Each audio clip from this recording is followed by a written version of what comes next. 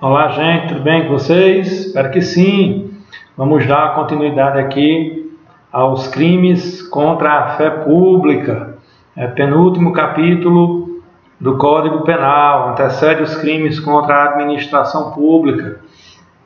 E nós aqui dando prosseguimento ao programa, nós já vamos para o capítulo 3º do título 10, não é? Que é o capítulo da falsidade documental. Lembrem que nós vimos moeda falsa, né? E nós vimos falsidade de papéis públicos. E aí existe uma distinção entre papéis públicos e falsidade documental, tanto que mais adiante a gente vai ver que a gente vai ter um tipo penal aí, que é a falsidade de documento público. E aí nós vamos distinguir os conceitos de papéis públicos dos conceitos de documento público. E o que é importante a gente fazer como preâmbulo, na verdade, é importante a gente discutir algumas generalidades. O que é, já que nós vamos discutir agora a falsidade documental, o que é que nós consideramos juridicamente como um documento?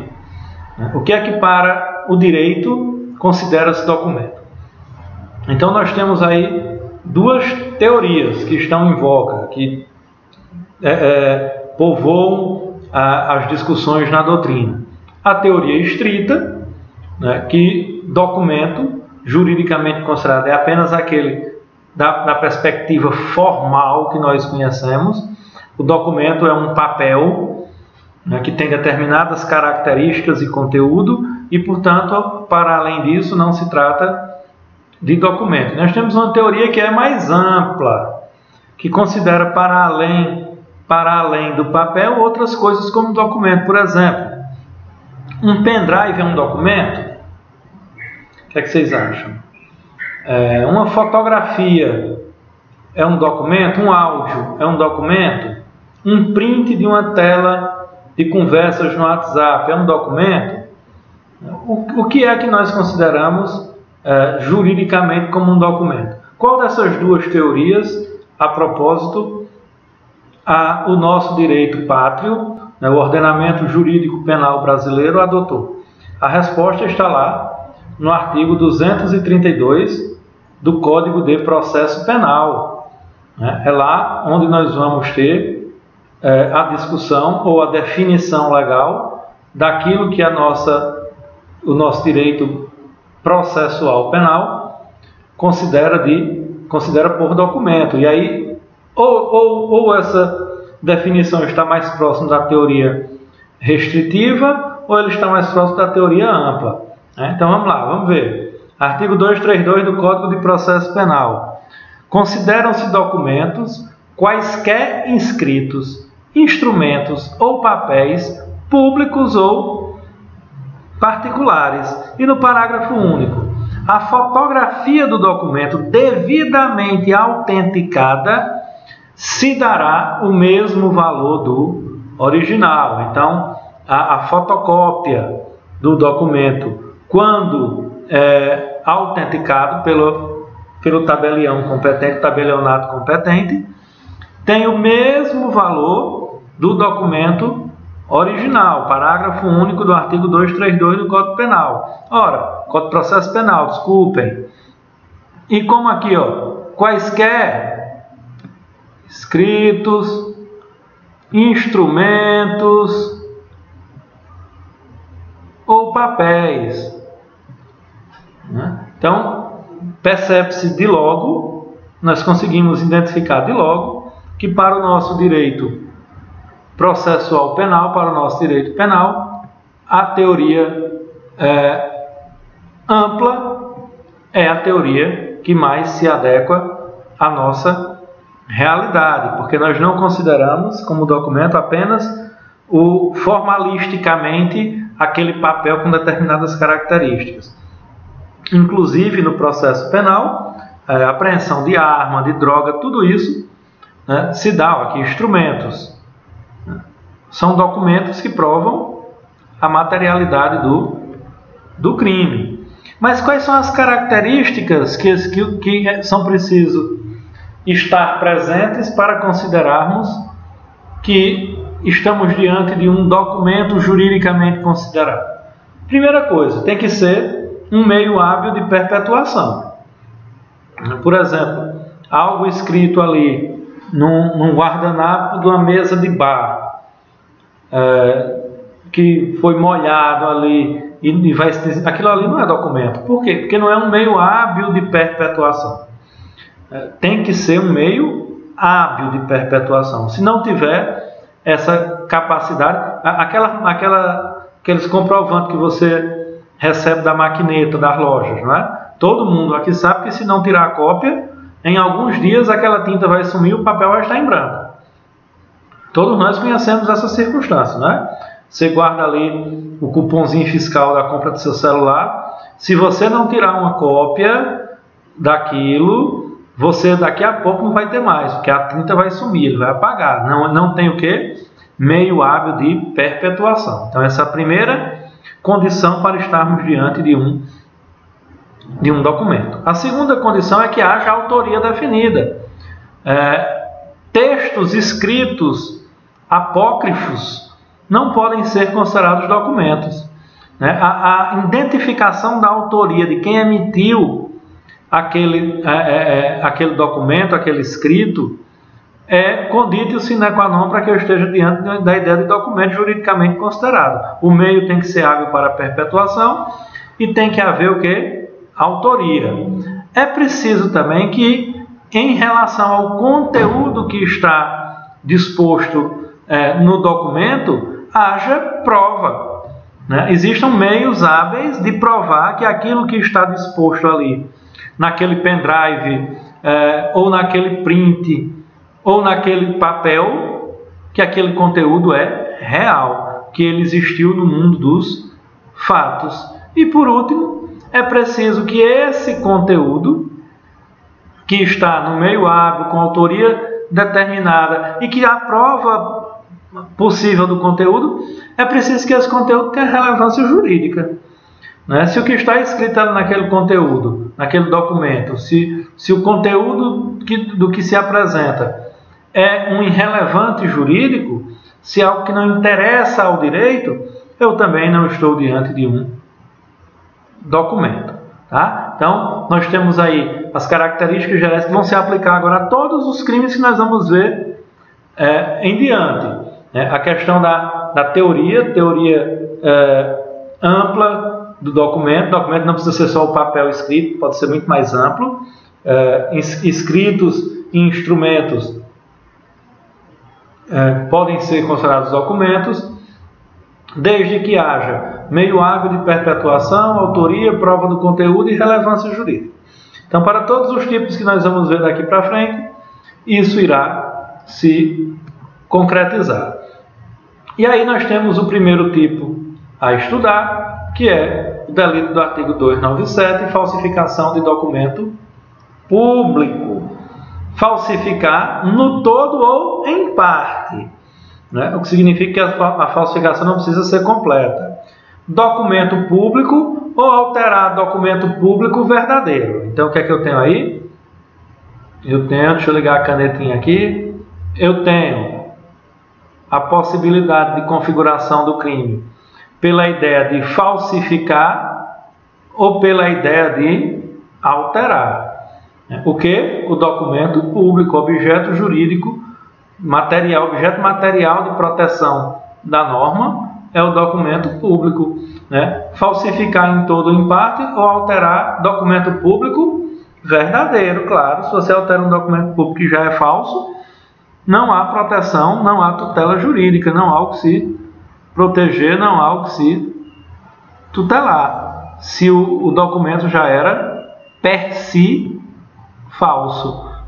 Pena, reclusão de 2 a 6 anos e multa, conquanto, veja o que diz o parágrafo 1º. Se o agente é funcionário público e comete o crime prevalecendo-se do cargo, aumenta-se a pena da 6ª parte. Então, repare bem. Não necessariamente, se o sujeito for funcionário público, a pena vai ser aumentada.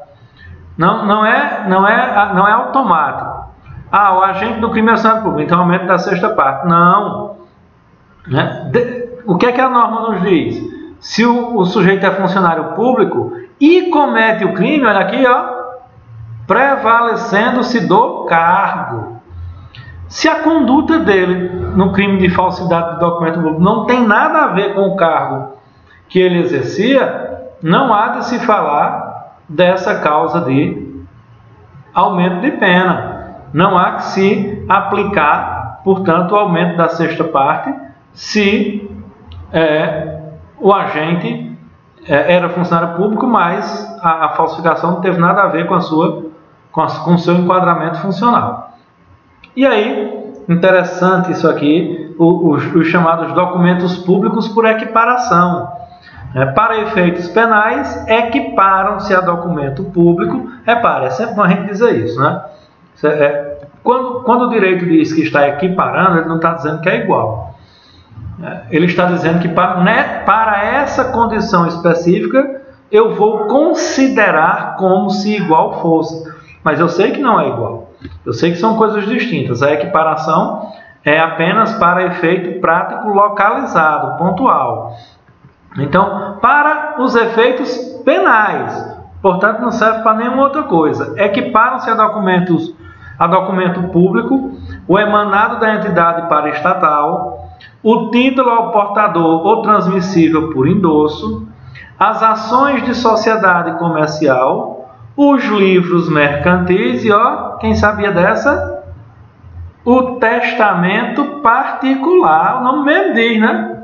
O nome diz que o testamento é particular, mas, por equiparação, para efeitos exclusivamente penais, e, portanto, isso não se configura para efeito cível, para efeito exclusivamente penal, o testamento particular, assim como as ações da sociedade comercial.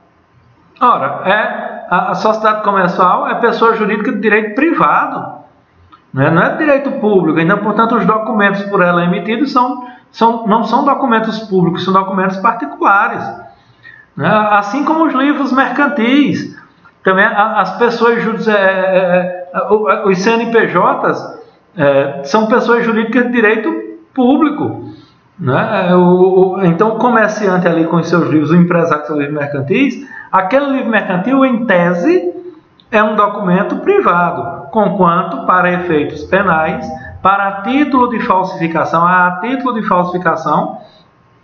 considera-se esses documentos como se públicos fossem. Por isso que nós dizemos que são os chamados documentos públicos por equiparação, por mera força de lei, do parágrafo 2º do artigo 197 do Código Penal, né? E aí nós temos ainda as condutas equiparadas, né? Está lá no parágrafo 3º. Nas mesmas penas incorre quem insere ou faz inserir, ou quem faz ou autor direto ou autor indireto, né? Isso aí está claro, dá para compreender a frase. Quem insere ou quem faz inserir. Quem insere é o autor direto, é aquele que vai lá e coloca. E quem faz inserir é aquele que determina que a inserção seja feita, que seria o autor indireto. Isso aí está claro. Na folha de pagamento ou em documento de informação que seja destinado a fazer prova perante a Previdência Social, pessoa que não possua a qualidade de segurado obrigatório. Que seria ali uma fraude para burlar a Previdência Social.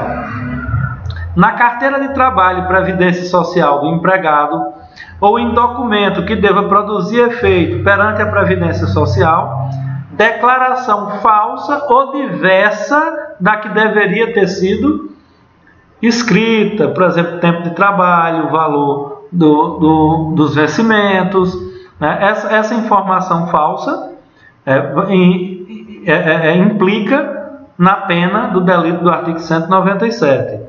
Em documento contábil ou em qualquer outro documento relacionado às obrigações da empresa, perante a Previdência Social, declaração falsa ou diversa da que deveria ter constado.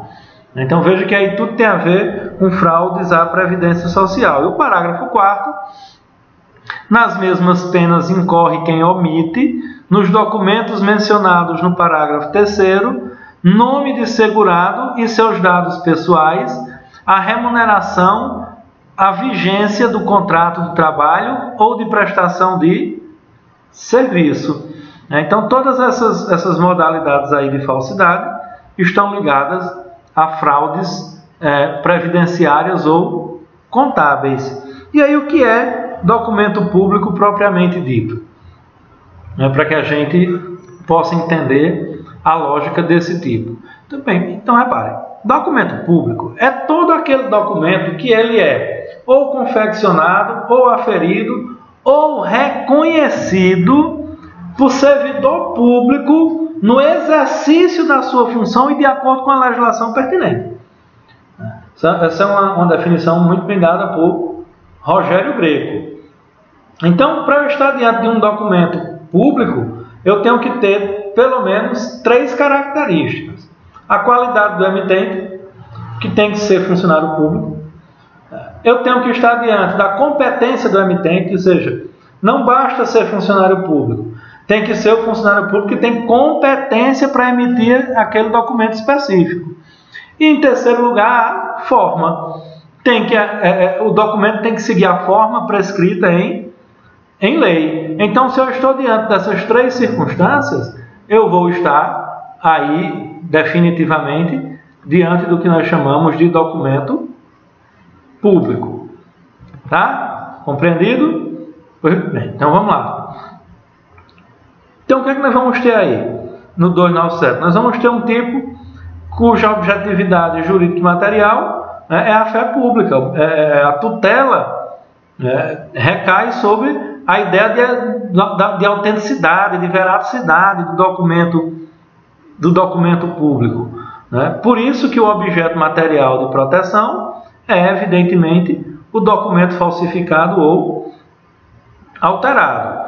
Como já vimos lá atrás, nós temos aí um núcleo do tipo misto, que se dá pela ideia de falsificar, ou seja, de criar um documento novo, formatar um documento novo público falso, ou na ideia de alterar, que tem o sentido de modificar. O documento ali ele já existia, você foi lá e só modificou. Já vimos os documentos públicos por equiparação lá nos moldes do parágrafo 2º. Trata-se de um crime comum, qualquer pessoa pode cometer. Nós vimos que se for funcionário público é causa de aumento de pena e não condítio para a existência do crime. Eu vou aumentar a pena do agente se ele for funcionário público, mas não é condição para que o crime ocorra. No polo passivo nós temos o Estado em primeiro momento, em primeiro lugar, e se tiver tido prejuízo, dano para alguém, esse que foi lesado, esse que foi prejudicado, também figurará no polo passivo. E aí, claramente, nós temos um tipo que só existe na modalidade dolosa, que não se perfaz a título exclusivo de culpa. Trata-se aí de um crime que vai se consumar com a falsificação do documento, independentemente de se o documento vai ser utilizado ou não. Repare, trata-se, portanto, de crime formal. Tá? Não se exige que ocorra um outro resultado para além da mera falsificação propriamente dita.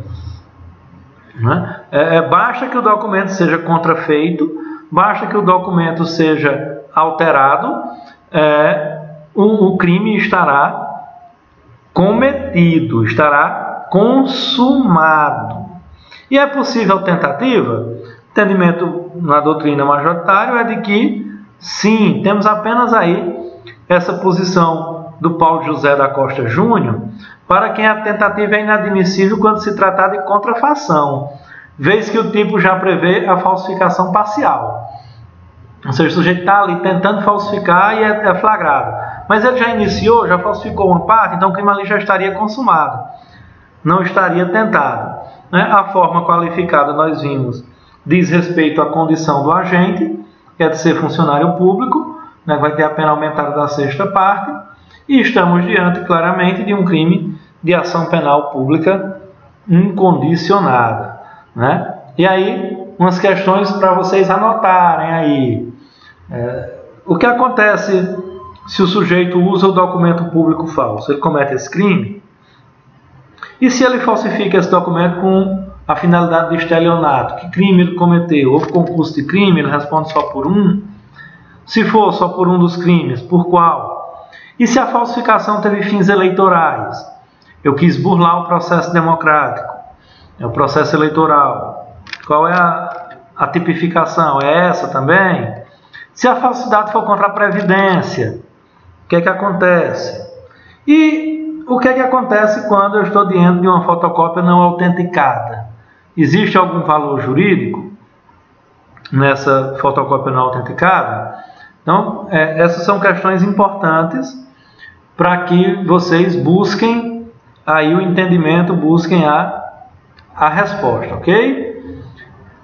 E aí nós temos logo em seguida do 298 a falsidade do documento particular, que é tranquilo, é um tipo penal extremamente tranquilo. Basicamente o que nós vimos até agora já é suficiente para a compreensão desse tipo, que diz falsificar no todo ou em parte documento particular ou alterar, documento particular verdadeiro. Pena, reclusão de 1 a 5 anos e multa. Repare, o que é que a gente precisa ver aí? A gente viu lá atrás a definição do que é um documento público. E o que é um documento particular? Repare, não existe uma definição específica de documento particular, porque ela é a mais tranquila de todas. A definição do documento particular se dá por exclusão. O que é, portanto, um documento particular? É todo aquele que não é público. Percebe? É por exclusão. O que é o documento particular? É aquele documento que não é público. Todo documento que não é público, ou seja, todo escrito, papel ou instrumento que tem meio hábil de perpetuação, autoria, prova do conteúdo e conteúdo juridicamente relevante, é documento. Se não for público, a gente sabe quais são as condições para ser público, eu tenho que ter lá a qualidade do emitente, a competência do emitente e a forma prescrita em lei. Se seguiu esses 3 elementos, é documento público. Se não seguiu, é documento particular. Por exclusão, nós chegamos à definição do documento particular, então. É também um crime que tutela a fé pública, e também é um crime que tem no polo ativo a perspectiva de poder ser cometido por qualquer pessoa. E, portanto, é um crime comum. E o sujeito passivo também é o Estado. E, eventualmente, secundariamente, o particular que foi eventualmente prejudicado, eventualmente lesado.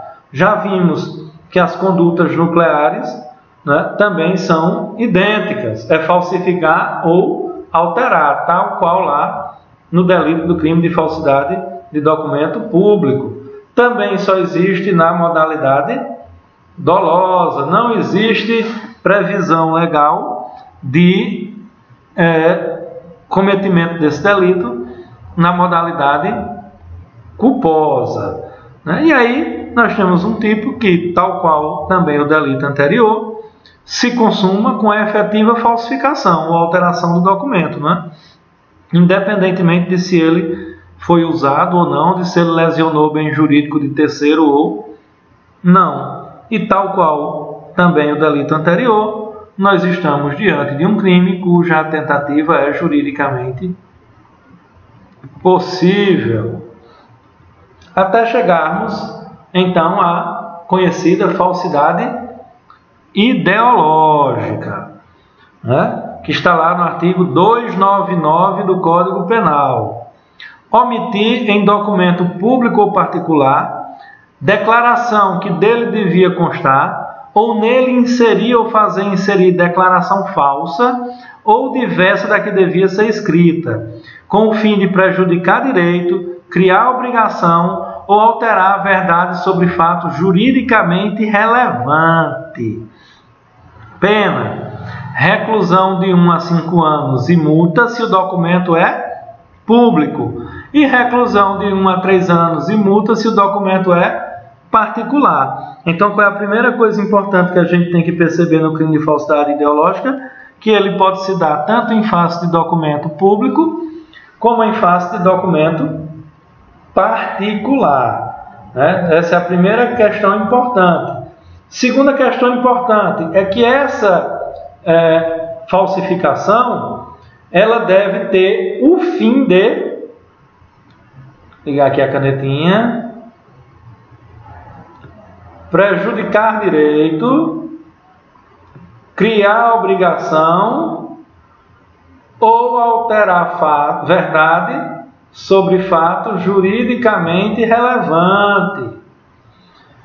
Então, o sujeito que vai lá, que omite ou que faz inserir declaração falsa ou diversa que devia constar em documento público ou particular, com o fim de prejudicar direito, criar obrigação ou alterar a verdade sobre fato juridicamente relevante. É preciso que essas condições estejam presentes concomitantemente para que eu esteja diante do crime de falsidade ideológica. E é sempre bom a gente fazer essa distinção, gente? Nós temos três tipos de falsidade, na verdade. Como nós vimos, nós temos a falsidade material, a falsidade ideológica e a falsidade pessoal. A diferença entre a falsidade material e a ideológica, é sempre bom a gente recapitular, é que na falsidade material se cria o documento. Não existe o documento no mundo dos fatos. E o agente cria o documento, contrafaz o documento, produz o documento. Já na falsidade ideológica, o documento existe, é verdadeiro. É materialmente verdadeiro. Ele foi emitido por quem tinha competência para emitir. O que é falso nele não é a sua estrutura física, não é a sua materialidade, não é a legitimidade da sua emissão. O que é falso nesse tipo de documento é a informação que está contida nele. Aquilo que nós chamamos de falsidade ideológica, na verdade, é aquilo que a doutrina também chama de falso moral, falso intelectual ou falso ideal. Porque não é uma alteração na estrutura existencial do documento. Não é a criação do documento. É uma alteração na sua substância. Desculpa.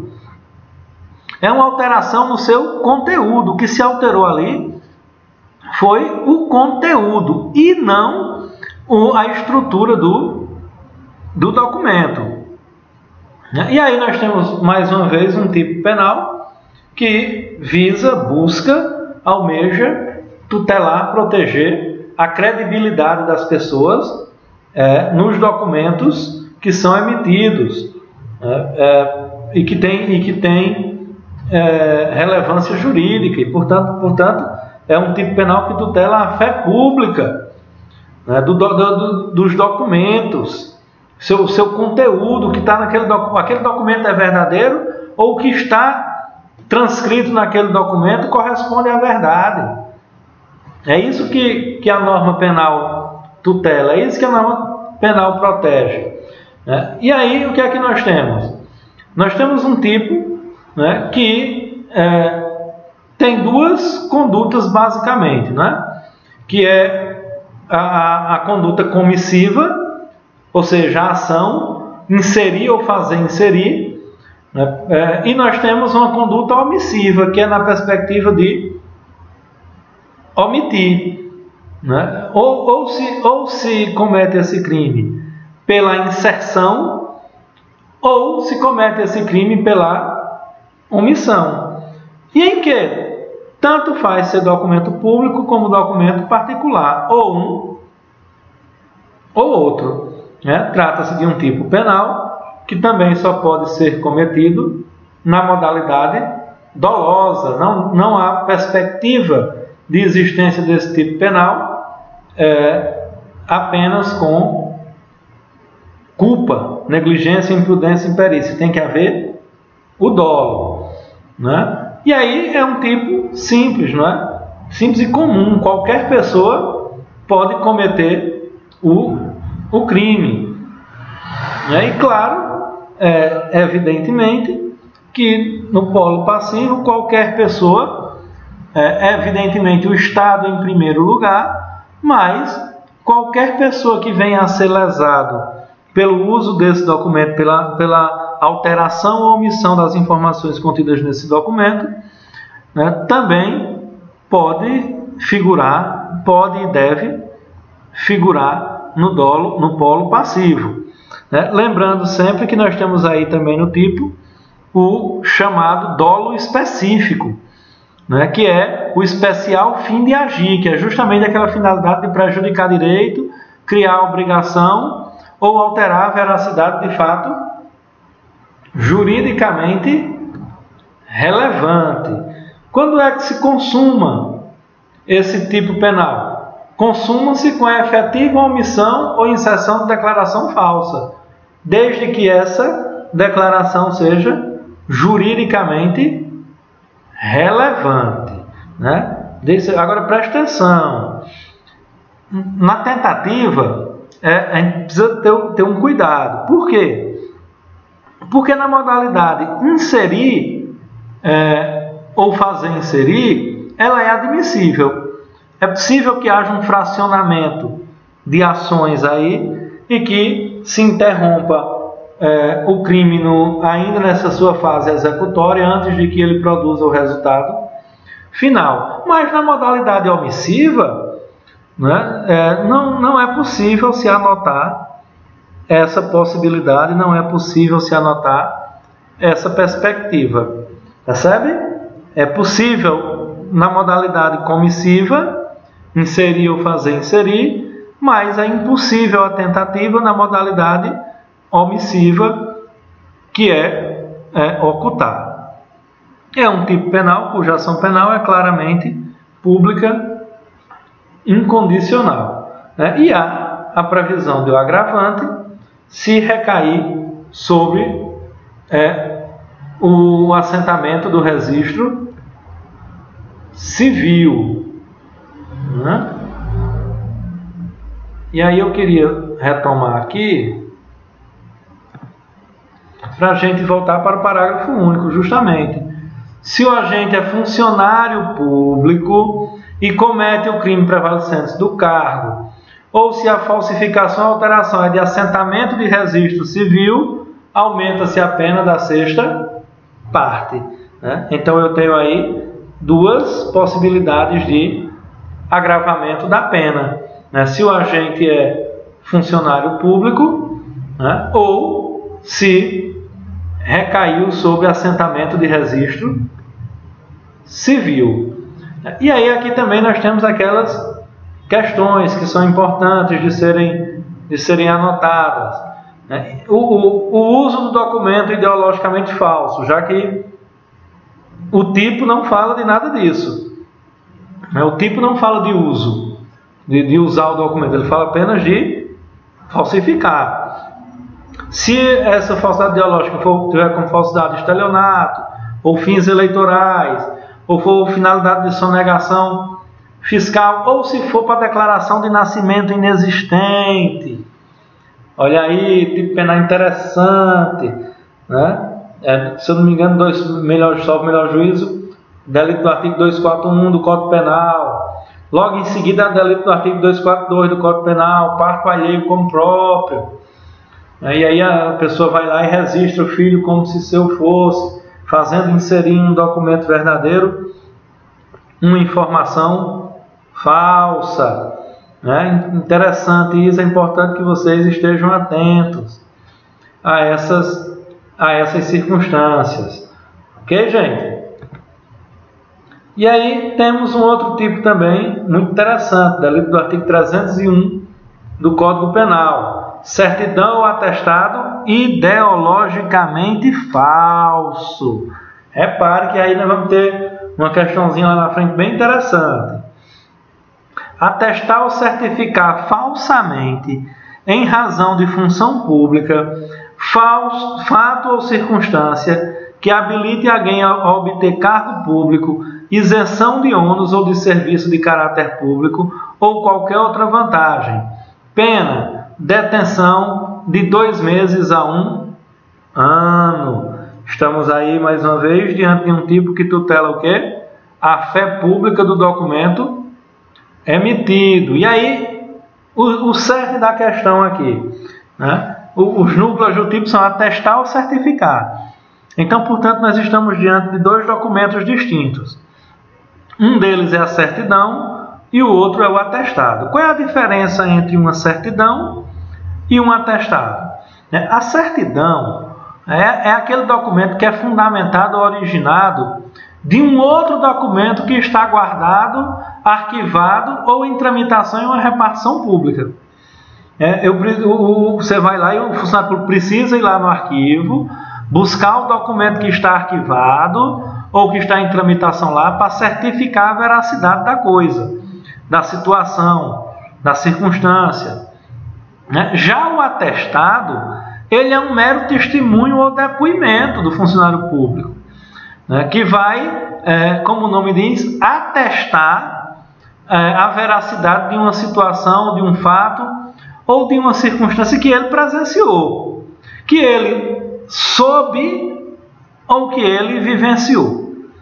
Tá? Então, nós temos aí essa distinção entre certidão e atestado, porque o crime é atestar ou certificar. Aqui nós estamos diante de um crime próprio.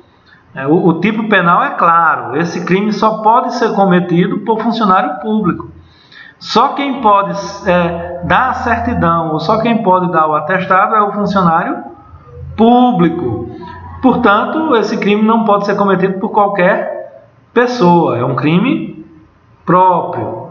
É também um crime cujo sujeito passivo é o Estado, e eventualmente particular, terceira pessoa que venha a ser lesado pela prática do delito. É também um crime que só existe na modalidade dolosa, já que existe um fim específico. Se atesta ou se certifica com o fim de habilitar alguém à obtenção de cargo público, isenção de ônus ou de serviço de caráter público ou qualquer outra vantagem. E aí é irrelevante que essa certidão ou atestado venha efetivamente a ser utilizada, ou até mesmo que ela venha a ser entregue ao terceiro, basta que ela seja confeccionada. Trata-se de crime formal. Admite-se a tentativa porque pode ser interrompido no momento em que se está praticando o crime.